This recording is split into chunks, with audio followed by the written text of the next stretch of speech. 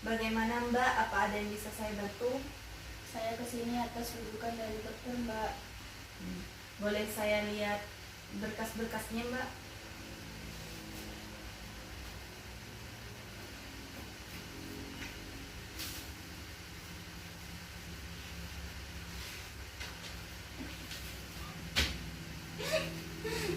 Kaknya. Baik, sebelumnya saya ingin menjelaskan sekaligus mengenalkan diri saya. Mbak tahu kenapa Mbak dirujuk ke poli gizi ini? Sebelumnya perkenalkan, nama saya itu Novita Sari. Saya selaku ahli gizi di klinik ini. Nah, tugas saya di sini sebagai untuk membantu Mbak untuk mencari alternatif solusi untuk menyelesaikan permasalahan Mbak terkait anemia. Nah, sebelumnya saya boleh tahu nama Mbak siapa? Nama saya Nadia, Mbak. Baik, Mbak Nadia, saya ingin mendengarkan keluhan-keluhan apa saja yang Mbak alami selama ini. Dan terang saja, data-data yang sudah Mbak ceritakan kepada saya akan kami jaga kerahasiaannya. Boleh tahu Mbak apa yang mendorong Mbak untuk melakukan pemeriksaan kesehatan? Jadi gini, Mbak, akhir-akhir ini saya sering merasakan pusing dan penglihatan saya yang tiba-tiba gelap sekali. Dan kata ibu saya, muka saya pucat. Nah, sejak itu orang tua saya membawa untuk periksa ke dokter. Dan dokter menyarankan untuk mengunjung ahli gizi. Kegiatan saya sekarang sekolah, biasanya ekskul, tapi sudah tidak ikut karena sudah kelas 3 SMP. Jadi fokus sama ujian sekolah, itu aja sih, Mbak. Berarti lagi pusing-pusingnya ya Mbak karena ujian. Dari data yang saya lihat di sini atas nama Nadia Ramadhani ya Mbak, betul? Umur Mbak sekarang sudah 16 tahun, terdiagnosa anemia. Di sini tertulis HB-nya itu ternyata memenuhi 9,8 gram per desiliter. Sedangkan untuk ambang normal dari HB itu yaitu 12 gram per desiliter. Untuk selanjutnya tekanan darah, hematokritnya juga rendah ya Mbak, sekitar 27%, sedangkan normalnya itu sekitar 40 sampai 54% ya Mbak. Tekanan darah juga rendah, di sini tertulis 90 per 60 mmHg.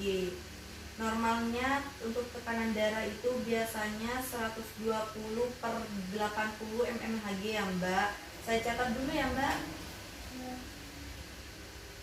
Terus bagaimana keluhan yang dirasakan Mbak, seperti pusing atau dari tidur, atau terus pusing itu gelap terus langsung pingsan, atau gimana ya Mbak, bisa dijelaskan? Kemarinnya itu saya duduk-duduk lama banget. Saya mau berdiri, tiba-tiba kepala saya pusing dan penglihatan saya itu gelap banget.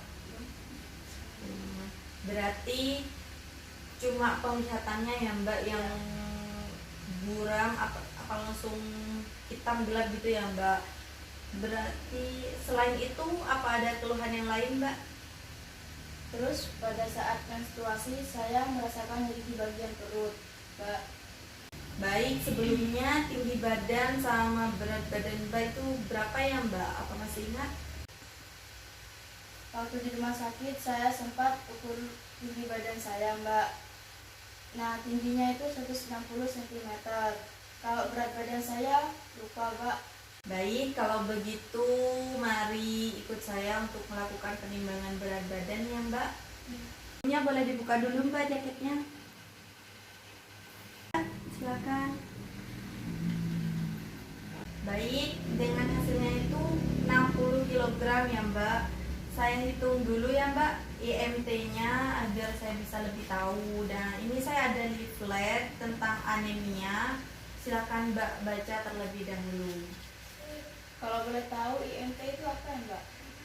IMT itu adalah indeks massa tubuh, yaitu ukuran yang digunakan untuk mengetahui status gizi seseorang yang didapatkan dari perbandingan antara tinggi badan Mbak dan berat badan Mbak. Maka dari itu setiap orang harus mengetahui berapa nilai IMT masing-masing untuk mengetahui status gizi tubuhnya normal atau tidak, gitu Mbak. Baik, saya hitung dulu ya Mbak. Iya, Mbak.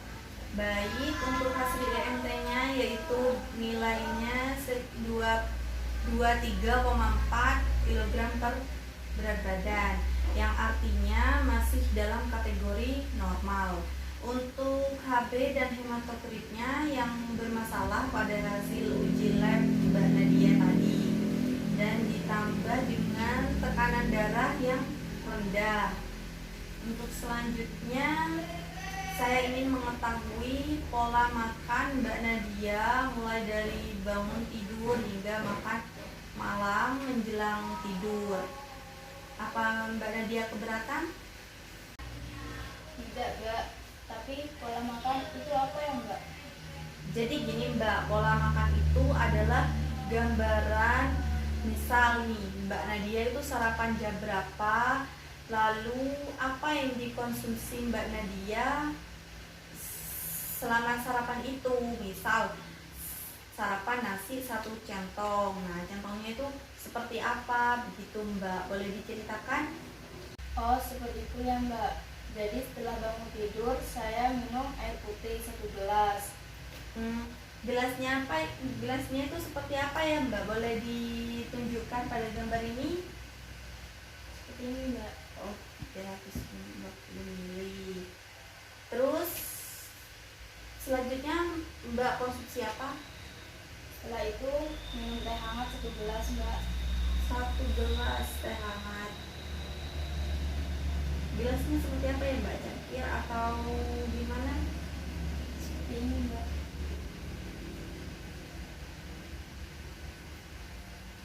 Terus apa ada yang dikonsumsi lagi Mbak? Sudah sih, Mbak. Itu aja, soalnya saya harus buru-buru berangkat sekolah, takut ketinggalan taksi. Berarti Mbak Nadia melewatkan sarapan ya Mbak. Setelah itu nyampe ke sekolah, itu Mbak langsung ke kantin atau bawa bekal dari rumah? Nggak ada, Mbak. Langsung masuk ke kelas. Terus nanti itu kan sekolah itu kan ada jam istirahatnya. Nah jam istirahat itu Mbak Nadia apa yang dikonsumsi sama Mbak Nadia? Biasanya saya itu makan mie ayam, terus minumnya es tebu, Mbak. Oke, berarti hanya mie ayam dan es tebu ya Mbak. Iya. Setelah itu apa ada yang dikonsumsi lagi atau langsung kembali ke kelas? Langsung kembali ke kelas, Mbak. Oke, nah terus pulang sekolah itu jam berapa ya Mbak? Sekitar jam 2:30 gitu, Mbak. 2:30 sore ya Mbak. Setelah itu, setelah pulang sekolah, nah nyampe rumah itu apa yang Mbak lakukan? Apa langsung mandi atau ada kegiatan lagi nggak Mbak? Biasanya sehabis pulang sekolah itu saya bantuin ibu, Mbak. Setelah bantuin ibu, terus itu Mbak ngapain lagi ya Mbak? Nggak ada, tinggal sambil main HP sampai untuk maghrib, baru mandi, Mbak. Untuk makan malamnya biasanya Mbak makan apa ya Mbak? Makan nasi, Mbak. Makan nasi. Itu sekitar jam berapa ya Mbak makan malamnya? Jam 7:30 gitu, Mbak. 7:30. Makan nasinya itu berapa centong ya Mbak? 1 centong, Mbak. 1 centong. Centongnya itu bisa ditunjukkan seperti gambarnya.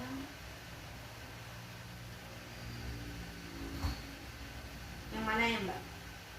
Yang seperti ini, Mbak. Sama apa lagi Mbak? Sama tumis kangkung, Mbak. Tumis kangkung. Tumis kangkungnya itu kita kira-kira berapa sendok Mbak? 3 sendok makan, Mbak. Sendok makan ya. Terus apa lagi yang Mbak dikonsumsi? Airnya? Air putih, Mbak. Air putih. Sebanyak berapa ya Mbak? 1 gelas. 1 gelas.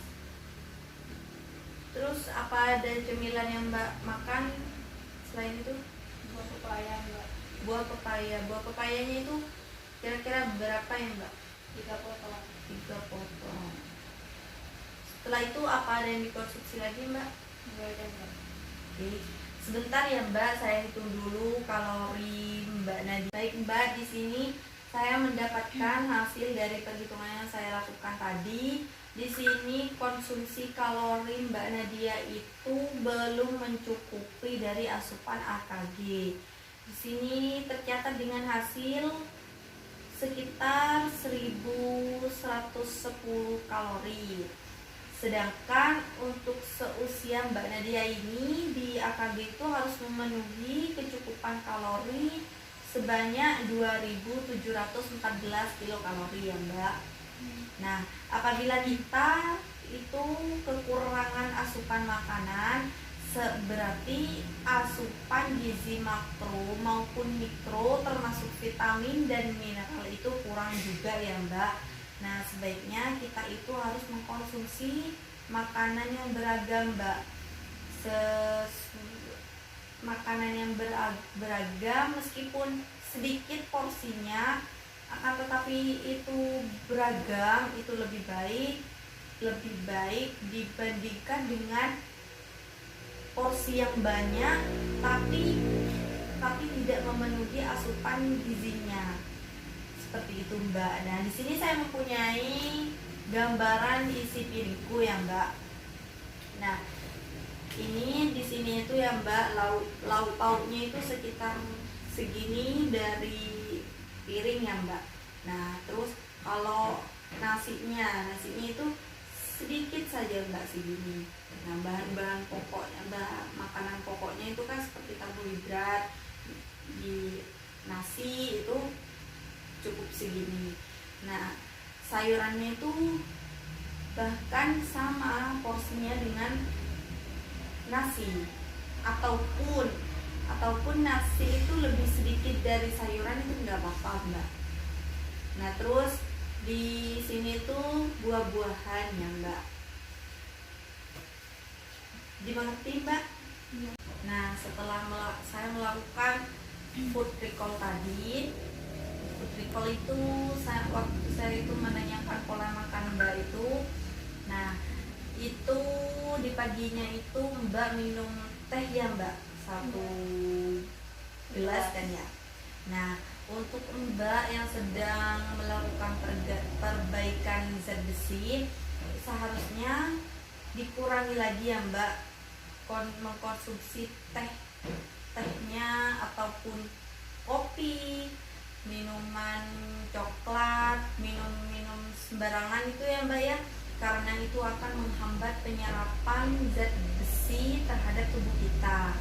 Nah, selanjutnya untuk meningkatkan zat besi, Mbak Nadia ini harus mengkonsumsi menu makanan yang beragam, misalkan dari asupan karbohidratnya.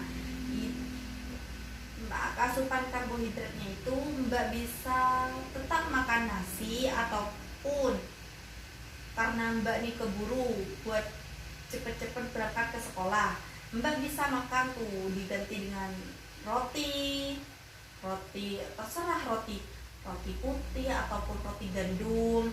Nah, itu bisa juga ubi, terus singkong, terus crackers.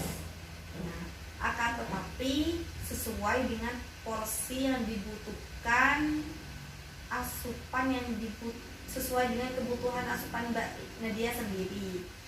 Nah, setelah itu protein itu ada 2 macam Mbak, ada protein hewani dan protein nabati.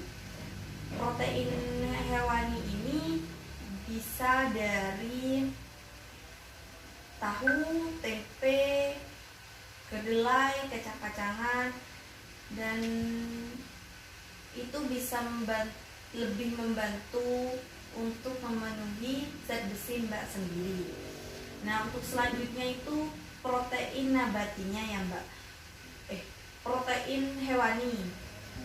Untuk protein hewani itu Mbak bisa makan daging-dagingan, akan tetapi daging-dagingan itu disesuaikan dengan porsi Mbak. Misal daging sapi, kambing, atau daging ayam. Bisa juga Mbak mengkonsumsi ikan laut seperti ikan tongkol. Nah, itu bisa juga untuk membantu meningkatkan kadar zat besi. Nah, untuk selanjutnya itu untuk sayuran. Sayuran itu Mbak bisa konsumsi. Bagus Mbak sudah mengkonsumsi kangkung, bayam, terus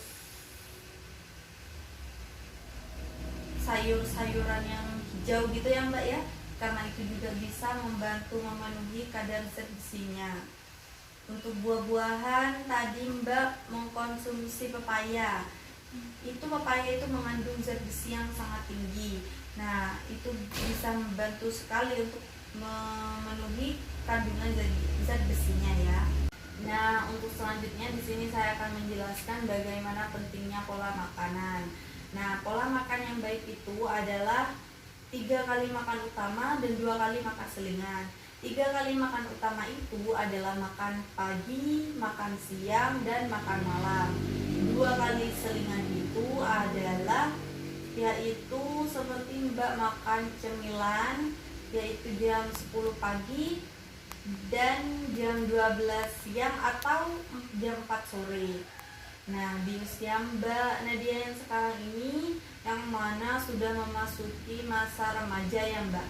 Nah, yang pastinya itu Mbak Nadia ini membutuhkan tablet tambah darah. Tablet tambah darah itu dikonsumsi 1 kali dalam 1 bulan jika tidak menstruasi. Maksudnya itu dalam remaja ini kan biasanya ada tuh Mbak yang telat menstruasinya. Nah, itu dalam 1 bulan jika Mbak itu tidak menstruasi, Mbak itu dianjurkan untuk mengkonsumsi 1 tablet tambah darah. Nah, 3 kali dalam seminggu jika Mbak sudah memasuki masa menstruasi. Baik, sampai di sini apa masih ada yang belum jelas atau ada yang Mbak Nadia mau pertanyakan? Berarti Mbak Nadia sudah paham atas informasi yang saya sampaikan tadi. Untuk selanjutnya Mbak Nadia diperkenankan untuk berkunjung kembali agar kita bisa melakukan monitoring dan evaluasi perkembangan Mbak Nadia selanjutnya. Untuk melihat perkembangan Mbak Nadia hari ini, apa boleh Mbak Nadia paparkan kembali apa saja yang didapatkan Mbak Nadia hari ini? Utamakan sarapan dan penuhi makanan utama 3 kali dan 2 kali selingan dan istirahat yang cukup. Makanan yang dimakan bisa bervariasi dan memenuhi asupan gizinya. Baik, berarti Mbak Nadia sudah mengerti dan sekaligus paham ya Mbak dengan informasi yang saya berikan untuk hari ini. Baik, saya cukupkan sampai di sini untuk pertemuan kita dan ditunggu kunjungan kembali ya Mbak setelah minggu depan ya Mbak, berarti Selasa depan ya Mbak. Baik, ini saya kembalikan berkas-berkasnya ya Mbak. Terima kasih ya Mbak. Baik, sama-sama. Assalamualaikum Mbak. Waalaikumsalam warahmatullahi wabarakatuh.